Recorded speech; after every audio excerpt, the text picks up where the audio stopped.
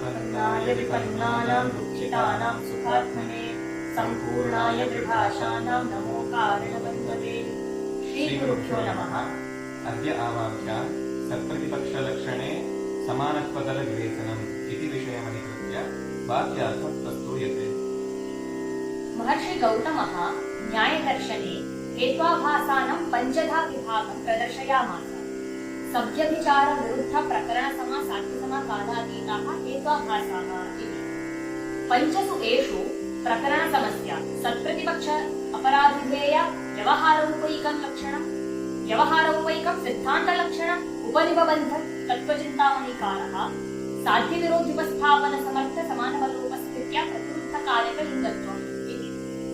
अत्र सन् प्रतिपक्षः विरोधिपरामर्शः यस्य परामर्शमाणस्य हेतोः असौ सत्प्रतिपक्षः इति विग्रहं वर्णयता विधिकृता प्रकृतपरामर्श विरोधिपरामर्शयोः सम्पलनदशायां प्रकृतहेतोः सत्प्रतिपक्ष व्यवहारविषयत्वेन लक्षणत्वम् इत्यभ्यधायि पर्वतो वह्निमान् धूमान् इति स्थले साध्यविरोध्युपस्थितिः, पर्वतो वह्न्यभावान् इत्युपस्थितिः, तज्जननसमर्था समानबलोपस्थितिः, प्रकृतपरामर्शकालीना पर्वतो वह्न्यभावव्याप्यजलवान् इत्युपस्थितिः, तया प्रतिरुद्धं कार्यं पर्वतो वह्निमान् इत्याकारकाङ्कृतिः, यस्य प्रकृतपरामर्शस्य पर्वतो वह्निव्याप्यधूमवान् इत्याकारकस्य तादृशपरामर्शविषयलिङ्गत्वं प्रकृतहेतुः धूमे अस्ति इति समन्वयः।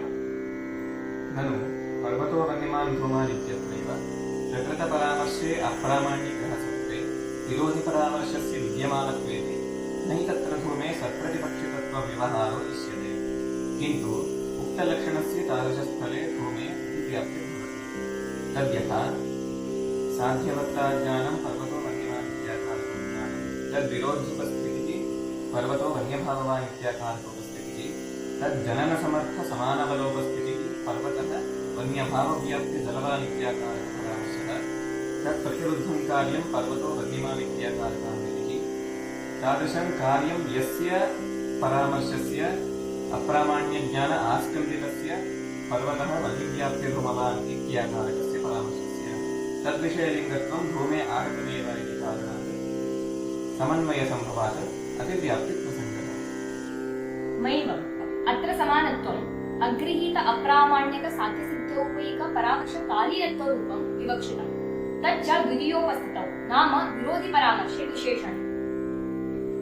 उपदर्शितस्थले विरोधिपरामर्शः पर्वतो वह्निभावव्याप्यजलवान् इत्याकारकः नहि अगृहीत अप्रामाण्यक साध्यसिद्धौपैक परामर्शकालीनः, अतः न अत्र अतिव्याप्तिः। यथा अविद्यमाने प्रकृतपरामर्शे विरोधिपरामर्शस्य सत्त्वेपि प्रकृतहेतौ सत्प्रतिपक्षितत्वव्यवहारः न भवति, तथैव प्रकृतपरामर्शे निश्चित अप्रामाण्यके सति विरोधिपरामर्शस्य विद्यमानतादशायामपि प्रकृतहेतौ सत्प्रतिपक्षितत्वव्यवहारः न जायते।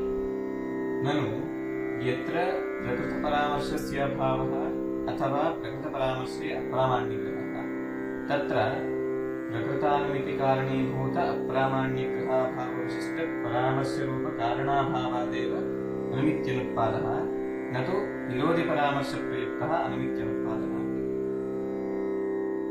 अतः समानत्वदलनिवेशः व्यर्थः एव ज्ञातः। इदम् अयुक्तम्। अप्रामाण्यग्रहस्यैव अनुमित्यनुत्पादप्रयोजकत्वं न तु विरोधिपरामर्शस्य इत्यत्र विनिगमनाविरहेण उभयोरेव कारणाभावस्वरूपतया भवति अनुमित्यनुत्पादप्रयोजकत्वम्। विरोधिपरामर्शाभावस्य प्रतिबन्धकाभावविधया कारणत्वात्। हे भोः, विरोधिपरामर्शमात्रप्रयुक्तत्वम् अनुमित्यनुत्पत्तौ निश्चितान् समानत्वं कुतः?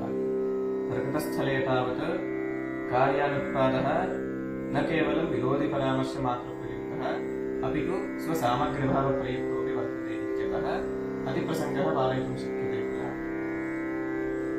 तन्निवेशेऽपि दोषः अस्ति। यत्र पर्वतो वह्निव्याप्यधूमवान् इत्याकारक प्रकृतपरामर्शः, पर्वतो वह्निभावव्याप्यजलवान् इत्याकारकः विरोधिपरामर्शः, एवञ्च पर्वतो वह्निभाववान् इत्याकारकबाधनिश्चयश्च वर्तते, तत्रापि सत्प्रतिपक्षितत्वव्यवहारः इष्यते। किन्तु अत्र इदानीम् अव्याप्तिः स्यात्। विरोधिपरामर्शमात्रप्रयुक्तत्वस्य अभावात्।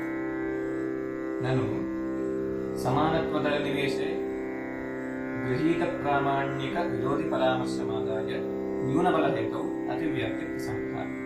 तद्यथा पर्वतो वह्निव्याप्यधूमवानित्याकारकप्रकृतिपरामर्शः, एवञ्च पर्वतः वन्यभावव्याप्यजलवान् इति इदं ज्ञानं प्रमा इत्याकारकः गृहीतप्रामाण्यिकः विरोधिपरामर्शश्च वर्तते। अत्र साध्यविरोध्यवस्थितिः पर्वतो वन्यभाववान् इत्याकारकवस्थितिः, तज्जननसमर्थसमानबलोपस्थितिः पर्वतो वन्यभावव्याप्यजलवान् इति इदं ज्ञानं प्रमा इत्याकारकः गृहीतप्रामाण्यिकपरामर्शः।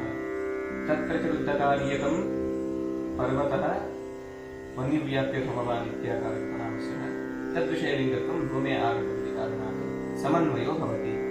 वस्तुतः अत्र समन्वयः नेष्यते। कुतः इति चेत् विरोधिपरामर्शे प्रामाण्यग्रहसत्त्वे तस्य अधिकबलतया विरोधि अन्वितिरेव जायते, न तु अन्वित्यनुत्पादः। अतः विरोधिबोध अनुपदायकत्वं समानत्वं यदि लक्षणे निवेश्यते तर्हि अतिव्याप्तिः वारयितुं शक्यते। उक्तस्थले अनुमित्युपगमे व्यभिचारप्रसङ्गो अवतरति।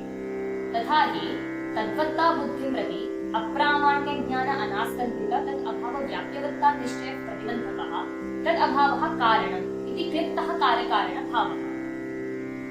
उपदर्शितस्थले पर्वतो वह्निव्याप्य धूमवान् इत्याकारकस्य अप्रामाण्यज्ञान अनास्कन्धित निश्चयस्य सत्त्वात् तद् अभावरूपं कारणं नास्ति।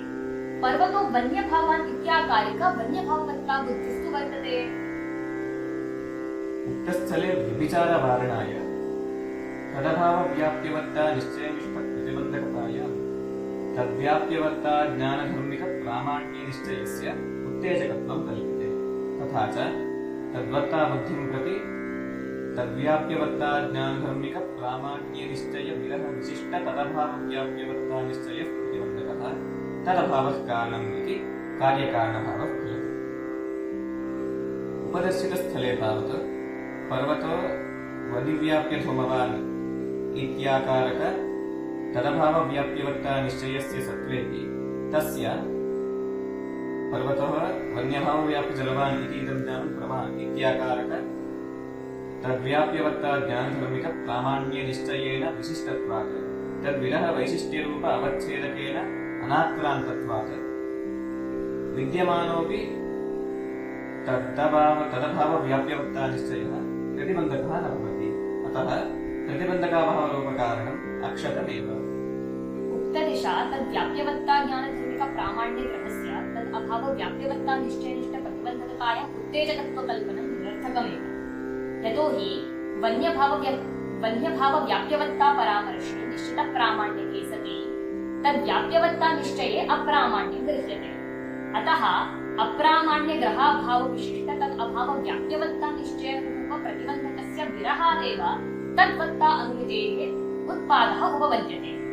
यत्र तु विरोधिपरामर्शे निश्चितप्रामाण्यके अपि प्रकृतपरामर्शे अप्रामाण्यं न गृह्यते, तत्र अप्रामाण्यग्रहाभावविशिष्ट तद् अभावव्याप्यवत्ता निश्चयरूपप्रतिबन्धकस्य जागरूकत्वात् पर्वतो वन्यभावान् इत्याकारकानुमितिः नैव उदेति इति दुरापास्तो व्यभिचारः।